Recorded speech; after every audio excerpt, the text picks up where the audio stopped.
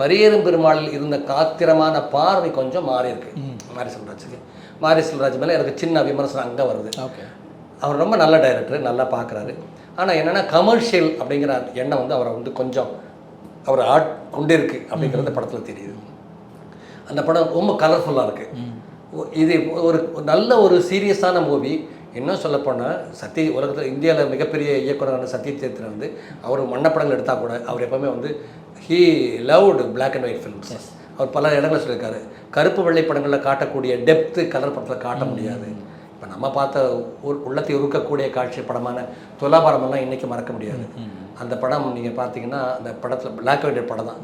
ஆனால் அந்த படம் பார்த்து வெளியே வரும்போது கண்ணீர் விடாத ஆணோ பெண்ணோ யாருமே திரையிலிருந்து வெளியே வர முடியாது. அந்த படம் கருப்பு வெள்ளை தான்.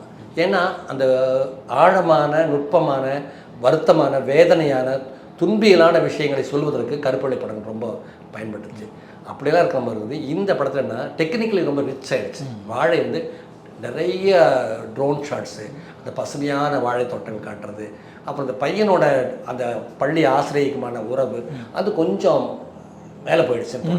இந்த கதையை விட்டு விலகி போகிறதுக்கும் அந்த பையன் மேலே இருக்க அந்த அனுதாபத்தை மடைமாற்றி கொண்டு போவதற்கான ஒரு காட்சியாக போயிடுச்சு.